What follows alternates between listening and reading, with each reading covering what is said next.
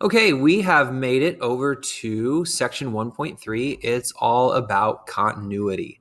So in this section, we are going to study what it means to be continuous at a point, what exactly is a continuous function. Then we're going to transition into algebraic combinations and compositions of functions. And finally, we will end with the intermediate value theorem for continuous functions. Now, in this section, which is all about continuity at a point, there are a lot of vocabulary terms. We're going to define what it means to be continuous at an interior point on an interval, and then at a left endpoint and a right endpoint. We're also going to discuss what discontinuous means and where to find a point of discontinuity. And once we've found that point, how to classify it and all of the different types of discontinuities. And finally, no theorems, but there is a rule. We're going to learn how to remove a discontinuity from certain types of functions. So first, we're going to begin a little bit more informally. For example, if you are plotting observational data, maybe like from a lab experiment in science, we often then connect the plotted points with an unbroken curve to show that the function's values are likely to, what they're likely to have been at times we didn't measure. For instance, we could say that we are observing temperature of the day, maybe in degrees Fahrenheit, over time. And so maybe we take a temperature at 12 p.m. and maybe another at 3 p.m. and at 6 p.m. and at 9 p.m. and this is p.m. and then finally again at 12 a.m. And so we might have a temperature reading at each of these places. I'm just going to throw in some possibilities, but we generally wouldn't plot the data and just leave it that way. A lot of times we come back through with an unbroken curve, and we're assuming that, say, between 12 and 3, the temperatures would have been all of these different values. But when we do that, we are making an assumption about that curve. We're making an assumption it's continuous.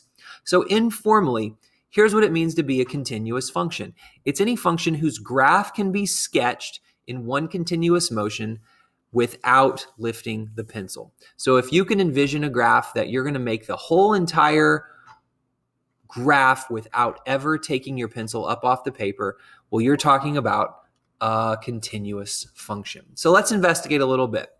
Find the points at which the function f in the picture below is continuous and the points at which f is discontinuous. So here's the graph, and I think initially it's pretty clear to see that there are going to be two places where this function is going to be considered discontinuous. That's going to be at 1, because we can begin to graph our function, and as we move down to x is equal to 1, we've got to pick up the pencil and come back over to 1, 1 to begin again. And then when we get to x equals 2, there's a hole in the graph. We have to pick up our pencil, plot the point 2, 2, and then come back down to 2, 1 and end the rest of the graph.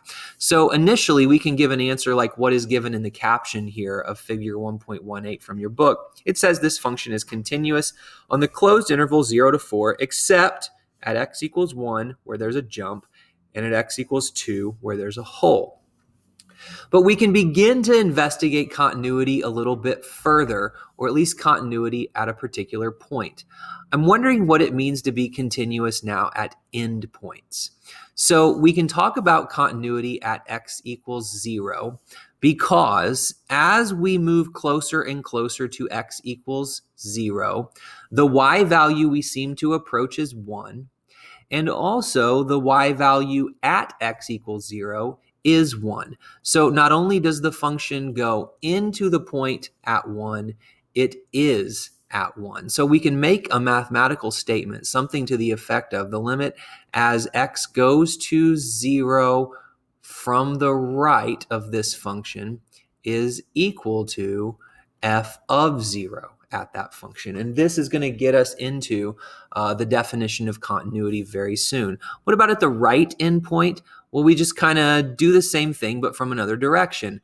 As we move toward x equals 4 from the left, the y value at which we are approaching is 1.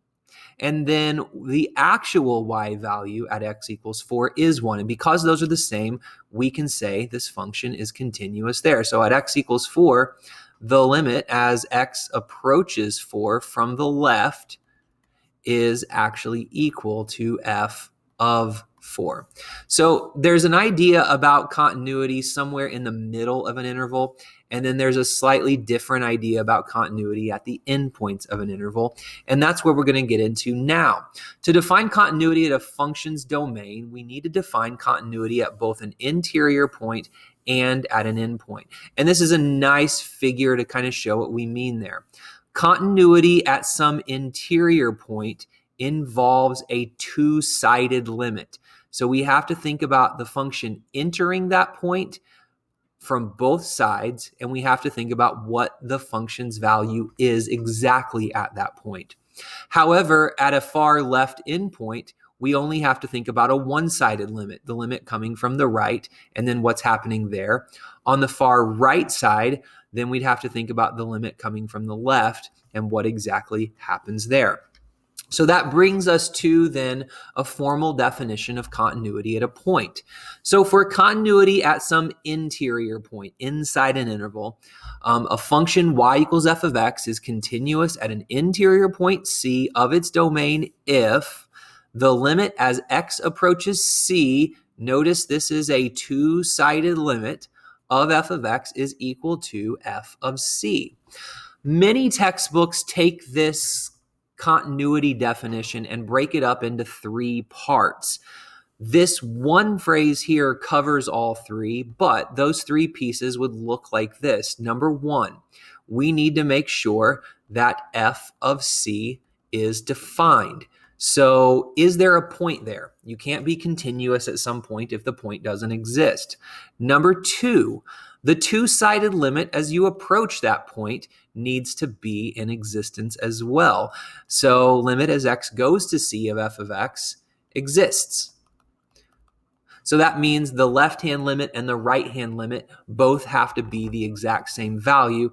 And finally, part three is that part one and part two need to be equal to one another. So we would need to say the limit as x approaches c, two-sided of f of x is equal to f of c. And notice number three is exactly what we have here for the definition.